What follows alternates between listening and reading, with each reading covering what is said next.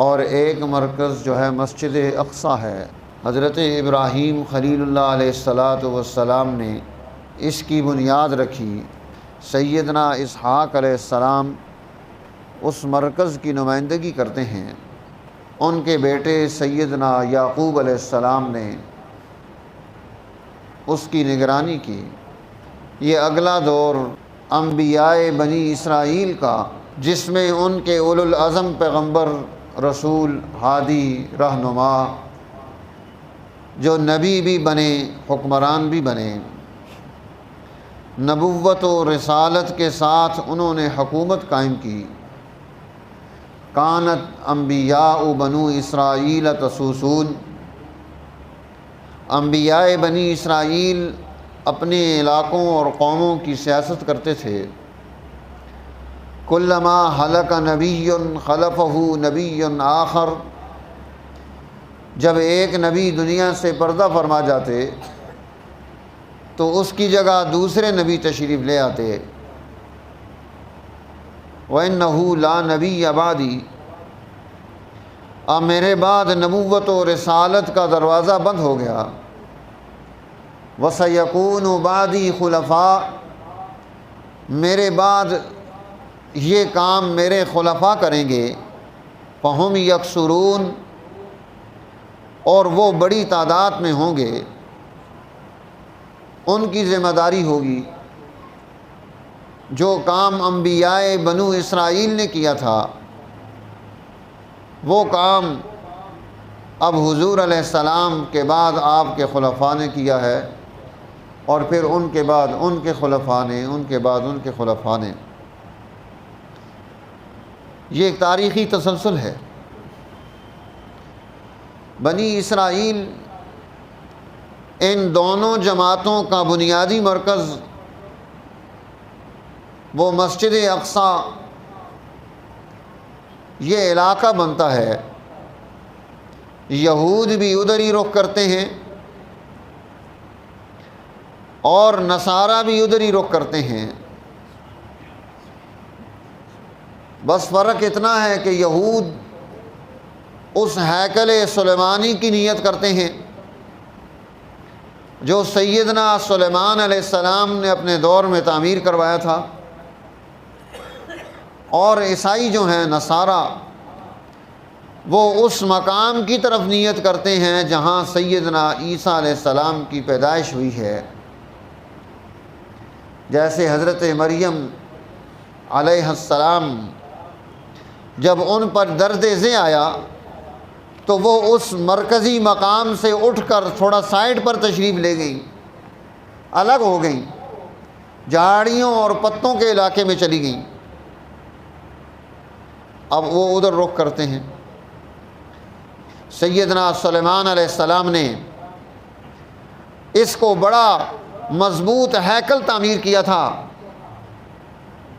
بڑا قلعہ بنایا تھا، جنات کے ذریعے اس پر کام ہوا تھا، اس کو بڑا مرصع کیا گیا، خوبصورت بنایا گیا، جواہرات اس میں نصب کیے گئے۔ اس لیے یہود کے دور میں سیدنا موسیٰ علیہ السلام کے بعد جب بنی اسرائیل پر ایک زوال کا دور آیا، قرآن حکیم جس کی طرف توجہ دلاتا ہے، وَقَضَيْنَا إِلَىٰ بَنِي إِسْرَائِيلَ، ہم نے بنی اسرائیل کو یہ بات بتائی تھی، لَتُفْسِدُنَّ فِي الْأَرْضِ مَرَّتَيْنِ وَلَتَعْلُنَّ عُلُوًّا كَبِيرًا، لَتُفْسِدُنَّ فِي الْأَرْضِ مَرَّتَيْنِ، تم 2 مرتبہ زمین میں بہت بڑا فساد کرو گے، وَلَتَعْلُنَّ عُلُوًّا كَبِيرًا، اور بہت بڑی تم جو ہے نا سرکشی کا راستہ اختیار کرو گے، اور پھر اس سرکشی کی اور اس بدبختی کی تمہیں سزا ملے گی۔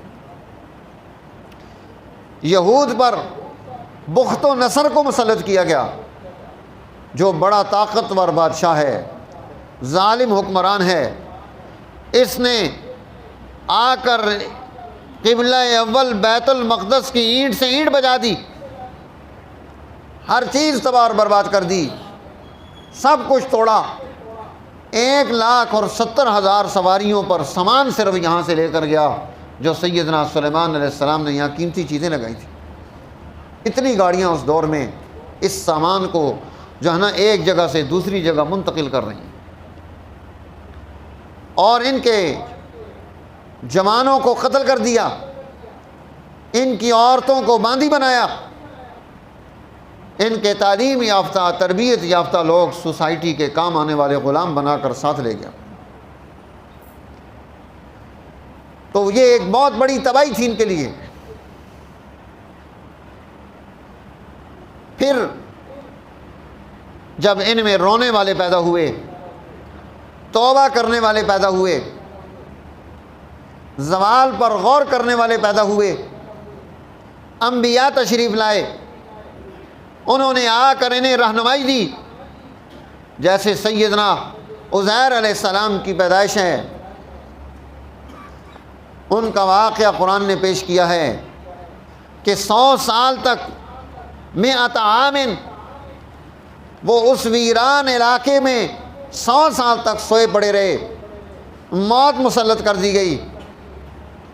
100 سال کے بعد جب انہیں زندہ کیا گیا، اب انہیں یہ کہا گیا کہ اپنے کھانے کو دیکھو، لم یتسنہ، یہ سڑا نہیں ہے، اس میں کوئی کیڑا نہیں پڑا، یہ ٹھنڈا بھی نہیں ہوا، لم یتسنہ۔ اور فرمایا فانظر الی حمارک، اپنے اس جانور کو دیکھو جو مر گیا، جس کی ہڈیاں بوسیدہ ہو گئیں، یعنی جس چیز نے جلدی ختم ہونا تھا وہ چیز وہاں پر موجود ہے، جس نے دیر سے ختم ہونا تھا اس پر زوال آیا۔ پھر ان کے سامنے اس ہڈیوں کو جوڑا گیا، اس پر گوشت چڑھایا گیا، اور اسے پورا ایک جانور تیار کر کے ان کے سامنے پیش کیا گیا کہ اس طرح اللہ جل جلالہ مردہ قوموں کو، انسانوں کو، بستیوں کو، ویرانیوں کو آباد کرتا ہے اور آبادیوں کو ویران کر دیتا ہے۔ ہم بھی مشاہدہ کرتے ہیں زندگی میں۔ ابھی آپ صبح واک کے لیے نکلیں تو آپ کو پتہ چلے گا کہ درختوں کے پتے زرد ہونا شروع ہو گئے، آہستہ آہستہ یہ سارے زرد ہو کر ختم ہو جائیں گے، ہریالی ختم ہو جائے گی، ان میں طاقت و تاثیر ختم ہو جائے گی، یہاں تک کہ اگلا دور آئے گا، پھر انہیں دوبارہ زندہ کر دیا جائے گا۔ وہی درخت ہے، وہ ہرا بھرا ہے، تر و تازہ ہے، خوش نما ہے، وہ ختم ہو جاتا ہے۔ انسان بھی اسی طرح ہے، کبھی یہ ہرا بھرا ہے، کبھی اس پر زوال آتا ہے، ختم ہو جاتا ہے۔ تو میرے دوستو، یہ کائنات بھی اسی طرح چل رہی ہے، اس کائنات میں ہم بھی اسی طرح سے چل رہے ہیں۔ سیدنا عزیر علیہ السلام جب اپنی قوم میں پہنچے، وہ ماننے کے لیے تیار نہیں۔ دلیل کے طور پر انہوں نے انہیں پوری تورات سنائی کہ تمہاری ساری کتاب مجھے زبانی یاد ہے۔ پھر انہوں نے تسلیم کیا کہ ہاں واقعی آپ اللہ کے نبی ہیں۔ اس امت پر کتنا احسان ہے، گلی گلی میں اللہ نے بچوں کو پورا قرآن کا حافظ بنا دیا۔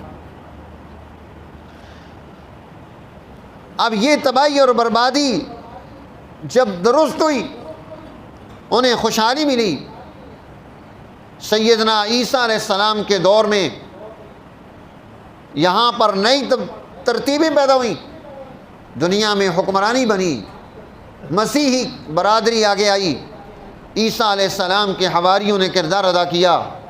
اب یہ اگلا نیا دور پیدا ہو گیا، یعنی بنی اسرائیل کا پہلا دور، سیدنا موسیٰ علیہ السلام کا، تورات کے ماننے والے اب کنورٹ ہو رہے ہیں۔ حضرت سیدنا عیسیٰ علیہ السلام انجیل لے کر تشریف لے آئے۔ اب یہ دونوں قومیں، یہود بھی اور نصارہ بھی، ان کا تعلق اس مرکز کے ساتھ ہے جسے قبلہ اول کہا جاتا ہے۔ اور دوسری مرتبہ ان پر ایک بادشاہ کو مسلط کیا گیا، پھر اس نے ان کو تباہ اور برباد کیا، ان کے کتب خانے جلا دیے، ان کے علاقے ویران کر دیے۔ ان کے گھروں میں گھس گھس کر ان کو مارا، نہ یہودیوں کو چھوڑا نہ عیسائیوں کو چھوڑا، بہت بڑی تباہی آئی۔ اسی لیے حضرت امیر المومنین سیدنا عمر بن الخطاب رضی اللہ تعالیٰ عنہ جب بیت المقدس کو فتح کرتے ہیں تو اس فتح کے وقت میں وہاں پر کھنڈرات تھے۔ یہ تعمیر اسلام کے اس غلبے کے دور میں حضرت سیدنا عمر بن الخطاب رضی اللہ تعالیٰ عنہ اور اس کے بعد کے ادوار میں اس پر محنت کی گئی اور اس کو تعمیر کیا گیا، اس کی ترقی اور بقا کی چیزیں قائم کی گئی۔ کیوں؟ یہ مقام مقدس ہے، الذی بارکنا حولہ، اس کے ارد گرد کو ظاہراً اور باطناً برکت عطا کی ہے۔ وہاں چشمے ہیں، وہاں نہریں ہیں، وہاں سرسبز و شادابی ہے، ظاہری اعتبار سے اس کی برکت ہے۔ اور پھر وہاں انبیاء علیہ السلام کے مسکن ہیں، ان کی قبور ہیں، ان کے قدم لگے ہیں وہاں پر۔ خود امام الانبیاء، سرتاج الانبیاء، نبی الانبیاء جناب محمد الرسول اللہ صلی اللہ علیہ وسلم آپ بیت المقدس میں انبیاء علیہ السلام کو امامت کرا رہے ہیں۔ آپ کا سفر بیت اللہ الحرام سے بیت المقدس کی طرف چلتا ہے، پھر وہاں سے آسمانوں کی طرف چلتا ہے، تو گویا یہ مرکز دین۔ تو اس مرکز دین کا تحفظ مسلمانوں نے ہر دور میں کیا، اس کے لیے کردار ادا کیا، محنت کی، جدوجہد کی۔ اب یہاں پر 3 جماعتیں موجود ہیں جو اس مرکز کی حفاظت کی، اور اپنے قومی اعتبار سے وہاں رہنے والے لوگ کہ جب وہاں اس سے پوچھا گیا مسلمان سے کہ تو یہ زمین تجھے بڑی مہنگے داموں بک سکتی ہے تیری دکان، اور تو 4 ٹاٹیں لے کر یہاں بیٹھا ہے، کیوں نہیں یہاں سے نکلتا؟ اس نے کہا میں بیت المقدس کی حفاظت کے لیے یہاں بیٹھا ہوں، بڑی اچھے دام میں مکان بک سکتا ہے، نہیں بیچتا، کہ میں اس کی نگرانی کے لیے یہاں بیٹھا ہوں۔ ہم سب چھوڑ کر چلے جائیں گے تو اس کی حفاظت و نگرانی کون کرے گا؟ اب 3 قوتیں تو وہ ہیں وہاں پر جو علاقائی ہیں، جو وہاں کی قومی قوتیں ہیں، چاہے وہ یہودی ہوں، علاقائی یہودی ہوں، چاہے اس علاقے کے عیسائی ہوں، چاہے اس علاقے کے مسلمان ہوں، یہ سارے وہ فلسطین میں رہنے والی وہ قوت ہے۔ اب یہ اپنی قومی آزادی کی جدوجہد میں مصروف عمل قوت ہے، کردار ادا کر رہی ہے، محنت کر رہی ہے، کوشش کر رہی ہے۔ ایک چوتھی قوت صہیونی قوت، جس نے وہاں قبضہ جمایا ہے، جو امریکہ کی ایما پر وہاں پر کام کرتی ہے، بین الاقوامی سامراج انہیں استعمال کرتا ہے، عنوان مذہب کا دیا جاتا ہے تاکہ ہم اس میٹھے اور بہترین عنوان میں بہ جائیں۔ ہم دنیا کی ہر مظلوم قوم کے نمائندہ ہیں، مسلمان ہر مظلوم قوم کا نمائندہ ہے، چاہے وہ یہودی مظلوم ہو، چاہے عیسائی مظلوم ہو، چاہے کوئی بت پرست مظلوم ہو، کوئی پارسی مظلوم ہو، ہم سب کے نمائندے ہیں۔ اسلام نے 2 کیٹیگریاں بنائی ہیں، ایک طرف ظالم کو کھڑا کیا، ایک طرف مظلوم کو کھڑا کیا۔ اس لیے ظالم اگر اپنا چچا ہو، اپنا تایا ہو، اپنا دادا ہو، اپنے خاندان کا آدمی ہو، بھائی ہو، بیٹا ہو، اسلام اس کے مقابلے میں کھڑا ہوتا ہے۔ رشتہ داری کی حمایت ظالم اور مظلوم میں نہیں آتی ہے۔ اس لیے آپ دیکھ لیں حضور نبی اکرم صلی اللہ علیہ وسلم کی اس ساری محنت اور جدوجہد کا نتیجہ یہ ہے۔ غزوہ بدر میں حضرت امیر المومنین عمر بن الخطاب رضی اللہ تعالیٰ عنہ نے کیا رائے دی تھی؟ یا نبی اللہ، میرے رشتہ دار میرے حوالے کرو، علی کے اس کے حوالے کرو، فلاں کے اس کے حوالے کرو، یہ ان کی گردنیں اتار دیں۔ اللہ تعالیٰ کو عمر کی رائے پسند آئی۔ رشتہ داری اسلام نہیں دیکھتا، برادری نہیں دیکھتا، یہ دیکھتا ہے کہ اگر یہ ظالم ہے تو جو بھی ہے اس ظالم کے خلاف کردار ادا ہونا چاہیے۔ اب ہم یہاں آ کر بہ نہ جائیں۔ اس وقت میں صرف ایک یہود کے نام پر، اسرائیل کے نام پر تمام مسلمان ان یہودی مسلمانوں کے خلاف بھی، یہودیوں کے خلاف بھی کردار ادا کر رہے ہیں، جو اپنی قوم کی عزت کی خاطر جنگ لڑ رہے ہیں، جدوجہد کر رہے ہیں، مسلمانوں کے ساتھ مل کر وہاں کام کر رہے ہیں۔ نہیں، ہم ان صہیونی قوتوں کو سمجھیں گے، ان ظالم قوتوں کو سمجھیں گے جنہوں نے اس پورے علاقے کو یرغمال بنا کر یہاں پر فساد، تباہی اور بربادی پیدا کی ہے، ان کے مقاصد ہیں۔ اسرائیل، اس کا قیام یہ بھی ان مقاصد کے تحت یہاں پر ہوا کہ اس کو زبردستی ادھر ادھر سے اپنے مفاد کے لوگوں کو جمع کر کے یہاں پر لا کر کھڑا کر دیا اور اس کی پشت پناہی کی، اس کو تعاون دیا، اسے طاقت دی۔ تو میرے دوستو، جذباتی نہیں ہونا، عقل و شعور کو اختیار کرنا ہے، صحیح فیصلہ کرنا ہے، یعنی کہ جو چیز آئے آگے فارورڈ کر دیں، جو چیز آئے آگے فارورڈ کر دیں۔ سوچیں، سمجھیں، غور کریں۔ دین اسلام ظالم کی مخالفت کرتا ہے، مظلوم کی مخالفت نہیں کرتا، اس کے تو ساتھ کھڑا ہے۔ ہزاروں لاکھوں واقعات اسلام کی تاریخ میں موجود ہیں کہ ایک طرف ظالم ہے، ایک طرف اپنا مسلمان ہے، ظالم ہے، دوسری طرف کافر ہے، مظلوم ہے، اسلام نے مظلوم کا تعاون کیا ہے۔ تاریخ بھری پڑی ہے، موقع نہیں ہے کہ میں ان واقعات کی تفصیلات آپ کے سامنے رکھوں۔ جب آپ تاریخ کے ان واقعات پر غور کریں گے تو آپ کو پتہ چلے گا۔ تو آج بھی میں دیکھ رہا ہوں کہ ہم جذباتی ہو کر آگے بڑھ رہے ہیں۔ یاد رکھیے، جذباتیت سے دشمن فائدہ اٹھاتا ہے۔ آپ جب بھی جذباتی ہوں گے وہ آپ کو استعمال کر لے گا۔ شعور کے ساتھ ہم نے کام کرنا ہے، بیت المقدس کی حفاظت کرنی ہے، باشعور ہو کر کرنی ہے۔ دشمن کے پیچھ پر کھیلو گے، نقصان اٹھا جاؤ۔